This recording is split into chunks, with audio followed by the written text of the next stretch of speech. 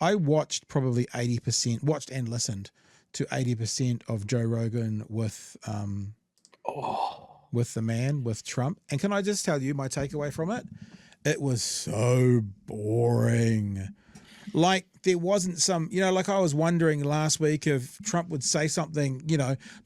When I say the enemy from within, I mean we should actually walk people down the street and shoot them. Like waiting for something that people could jump on. There wasn't really anything. Waiting for something that was going to endear him to a whole new range of voters.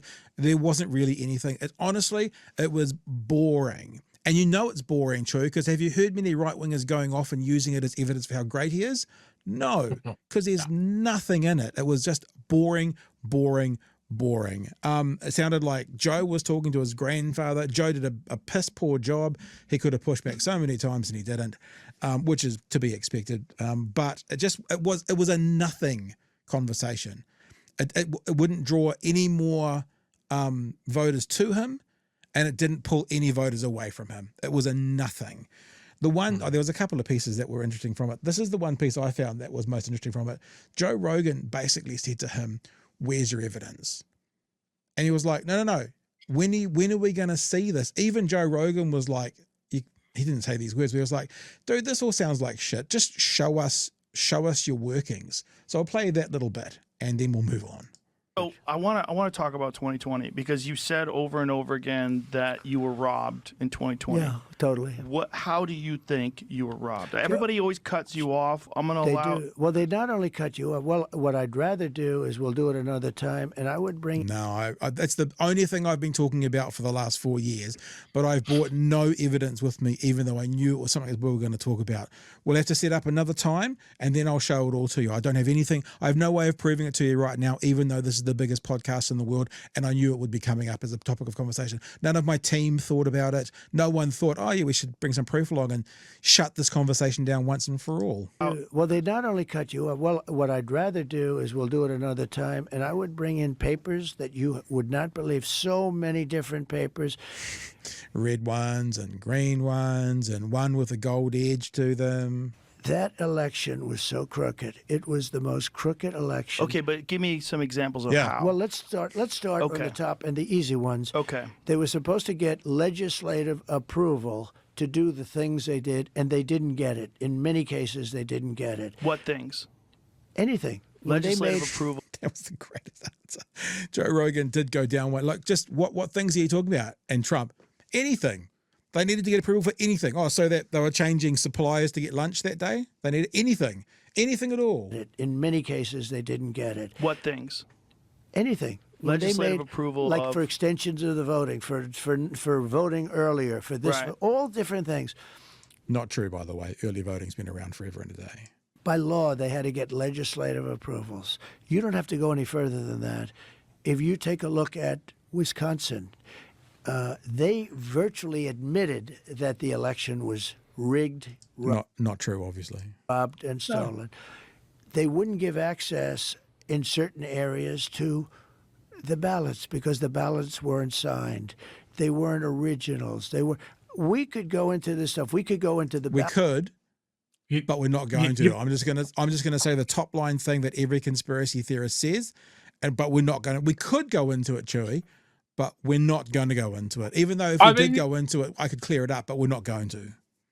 He's real pressed for time on a 3-hour podcast. Yep. You know, we just don't have time to go into it. We don't have time to go into the fact that every court that I've tried this in has thrown it out. Bar one. Yeah. So, yeah. Another time. The next time I come on your podcast. Yeah. In 4 years' time, after I've been president for 4 years and I'm trying to get it changed so you can stay in for 8 years, consecutive years, so the other 4 years doesn't count towards these 8 years. We'll talk about it when I come in and have that podcast with you. Ballots, or we could go into the overall. I'll give you another one. Are you going to present this ever? Yeah. Like, do you think? Like, let me just give you one before. 51 intelligence agents. Notice how he didn't answer that question. Just let me go somewhere else first. But that noise that the laptop was from Russia. It turned out to be totally false. 51 former intelligence agents, right? They say that made. I don't believe it's this much, but it doesn't have to. We're getting people saying we got pinged for copyright. Oh, really? Mhm. Everyone's showing this. How on earth can we get pinged for copyright? Everyone's showing it. Hey, everybody. Welcome back. Welcome back to the Pull up show. a beanbag. Now, look, in all 20 people watching now, in all fairness to YouTube, I don't think that was a YouTube issue. I think we use software called StreamYard. And I think StreamYard had a little bit of a fit. Don't know why, because for those of you watching us on YouTube, even though our system said that it had stopped streaming, we were still on, where were we? Facebook, Twitch, and Twitter. So we were still streaming to those places. So I don't think it was YouTube after all of that. So what we can probably do, Chewy, is just keep going. The timing was pretty spooky. Maybe what we'll do is maybe we won't do, just in case, we won't do any more Mr. Trump footage, Mr. Trump frottage. I don't think that was the issue.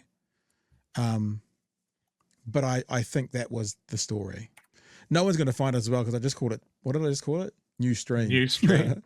So this is why you have to follow us and subscribe on YouTube as we're about to hit 12,000 subscribers and hit that notification bell because then you'll see us coming back for you.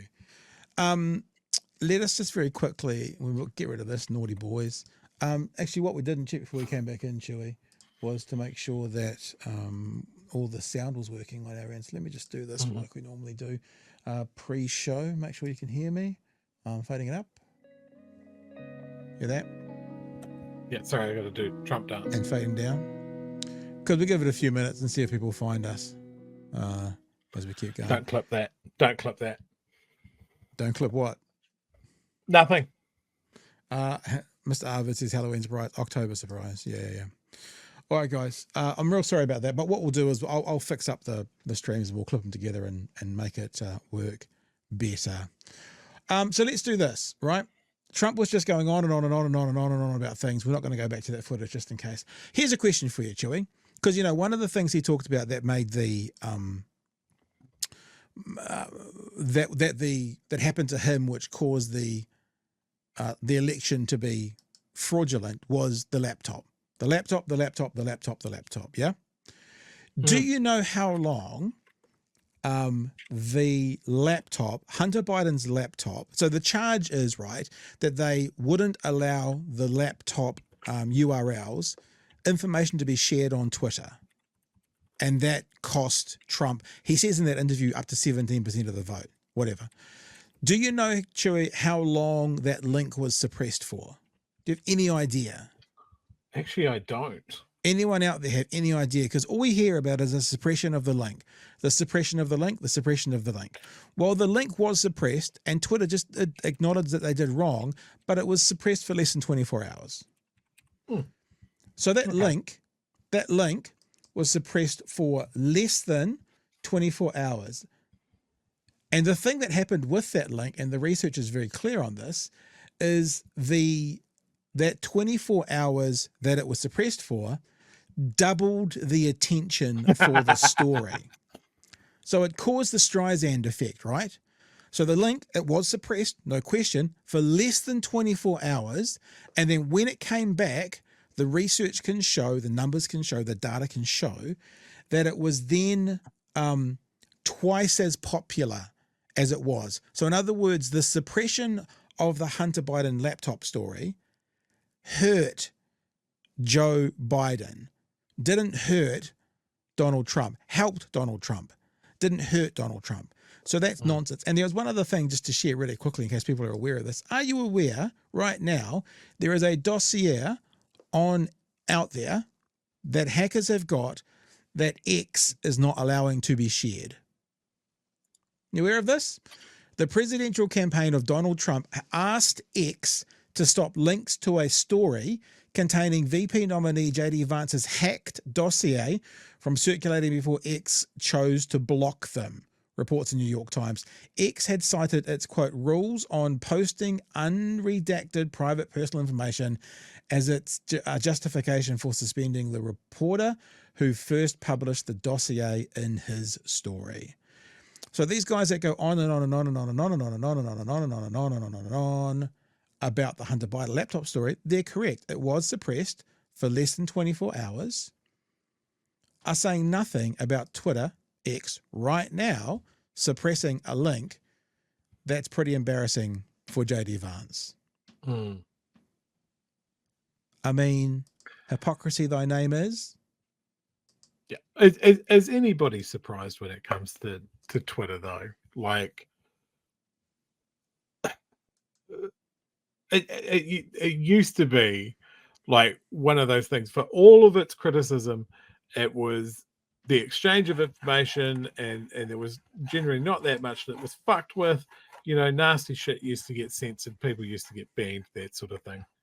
And then old Muskrat comes and buys it, says it's all about freedom now, and the only people that are getting, like, news reports are getting censored, political opponents are getting censored, and the white nationalists, the fascists, and the Nazis are back. Like, what? Why is anybody still there? Because I don't get it. I post my work stuff there. Yeah. That's why. I know. And there are people listening to us on Twitter and all of that sort of stuff. But I'm just talking about like people's personal accounts and that sort of thing. But why would a major news organization, as an example, still be on Twitter if this is the sort of shit fuckery that they'll do to a news story? Like, just go somewhere else.